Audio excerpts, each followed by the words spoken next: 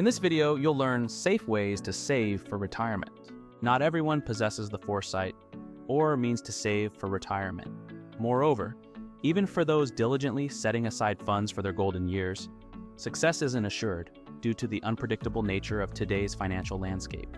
Therefore, in this video, I'll talk about 2 of the safest ways to save for retirement. But before we get started, take a moment to like the video and subscribe if you are new. Now, let's dive into it. The first thing you must do is find ways to set money aside. Every time you think about saving for retirement, the first question that likely comes to mind is the amount of money you'll need once you retire. Regrettably, there's no universal answer to this, as it hinges on your anticipated expenses and desired lifestyle during those years. For example, if you own your own house, fully paid off, you're free from housing payments like rent or a mortgage in retirement, and thus your financial needs might be considerably lower than if you still had these obligations. Also, your lifestyle preferences might change. For instance, perhaps you'll want to join a country club with your fellow retired peers, or maybe you'll want to go exploring the world with your partner, or maybe you'll want a more relaxed countryside experience. The point is, whichever direction you choose, each one of them comes with its own upsides and downsides. Essentially, what I'm trying to say is that your retirement needs are deeply personal and vary based on personal circumstances. And whichever direction you choose to follow in your retirement, make sure you are prepared financially. Now, one great way to prepare is to talk to a financial consultant. Unfortunately, one of the biggest mistakes people make is that they fail to seek wisdom from people who are experts in these kind of matters. And unfortunately, when they do hit retirement, they are shocked at how different it is compared with the picture they had in mind. Therefore, if it's not too late, I want as many of you to benefit from the free service MoneyPickle are offering you. If you use my link in the description, moneypickle.com/practicalwisdom, and by the way, this is not sponsored, I just believe that a lot of you would benefit from the service they are offering. Plus, it's absolutely free. All you have to do is book a time on the calendar and you are all set. Then they will connect you with an expert financial advisor for free who will walk you through what you need to prepare for a good retirement or answer any questions you may have. This is a free service, so you can opt in and out anytime you want. A lot of you have already benefited from their services, but if you haven't yet, you should definitely check them out. Now, one of the biggest problems with retired people is that they delayed starting to save for their retirement. A lot of folks are often under the assumption that there's ample time to do so later, but as most of us can attest to, time catches us by surprise, and the things we should have done often don't end up getting time. And when we finally come to the realization that we should do something about it, it's often too little, too late. Another common problem is finding spare funds to save. Understandably, saving money can be very difficult, especially if you are living on a tight budget. But perhaps some of these tips may help, although they may not work for everybody. The first tip is stop eating out. If you eat takeout twice a week and you pay $12 for a meal that you could make for $4 at home, you could put about $74 a month into your retirement savings. And if invested with over 30 years at 7% compounding interest, that's more than $83,000 you would have missed out on. Tip number 3, cut your clothing and shoe budget in half. If you spend $1,000 a year on clothing and shoes, can you cut that amount in half and put $500 a year, that is $42 per month, into a retirement account? If you can, in 30 years at 7% annual compounding interest, that would translate to over $47,000 in your retirement account. Now, if you do 2 of the suggestions above, so far you would have saved over $130,000 for retirement. Now let's go even further. Tip number 2, move to a smaller house. If you live in a big house, could you move to a smaller house and still be comfortable? If you do so, your mortgage payments will drop significantly. Let's say, for example, your current monthly payment is $2,800, which is a US household average. A smaller house might cost you a monthly mortgage of about $1,600. That translates to $1,200 in savings every month and $14,400 every year. Now, if you were to invest these savings at a 7% annual compounding interest for 30 years, that would translate to over $1,360,000. Now, if you do all three of these suggestions so far, you would have saved about $1.5 million. Now let's go even further. Tip number 1, start a part-time business. This is a more offensive as opposed to a defensive strategy.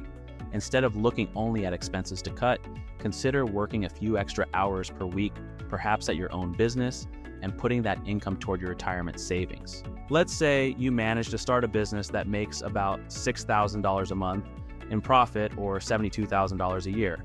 Let's also say you save 20% of that profit, which is $14,400, and operate the business for 15 years. So $14,400 compounded annually at 7% interest for 15 years will translate to over $361,000.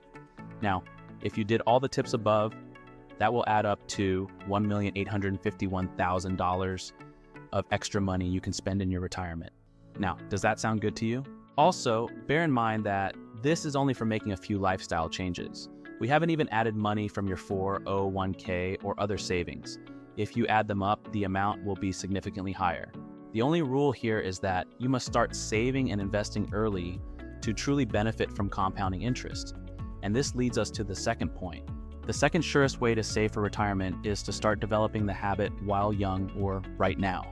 You need to figure out how to save more and invest right for retirement so you don't live a poor life in a broken down home when you are 70. If you are not already saving, you better start making it a habit today. Also, if you guys are interested, I partnered with an expert to create a finance course that will teach you the foundation you need to start saving and teach you all about saving and investing. Here's a small clip from the savings module.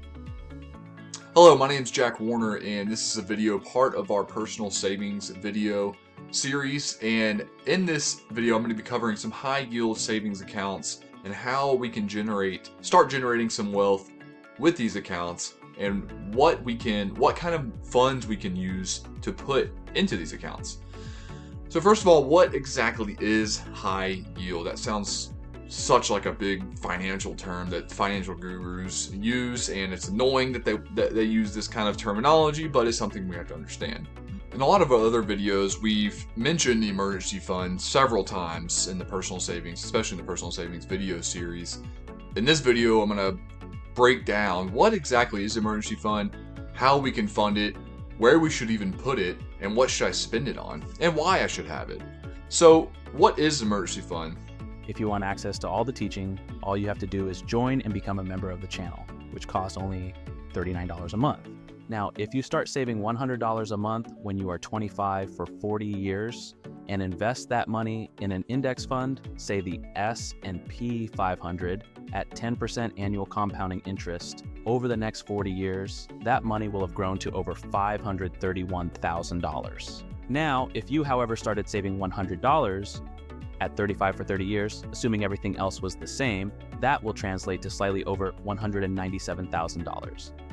As you can see, the difference was only 10 years, yet the final total amount is more than double that.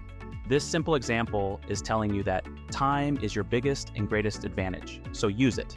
That being said, regardless of how old you are, you can still save some money for your retirement, thanks to a few provisions that most governments now provide. These provisions allow you to save more money in a retirement account when you are 50 or older than when you were younger. In addition, you may be able to use the equity you have built up in your house to fund part of your retirement. For example, if you live in the US and you're 50 or older, you can put more tax-free income per year than your younger counterparts. For instance, while the standard contribution to your ordinary retirement plans is $5,000 per year, anyone 50 or older can contribute $1,000 more. Similarly, your company's retirement plan most likely has similar provisions, allowing you to contribute more than younger workers. This arrangement is called a catch-up provision, and it's meant specifically for people who started saving for retirement later in life. If you have not made many provisions for your retirement and can't seem to find the money to do so, you may be able to use the value of your house for your retirement.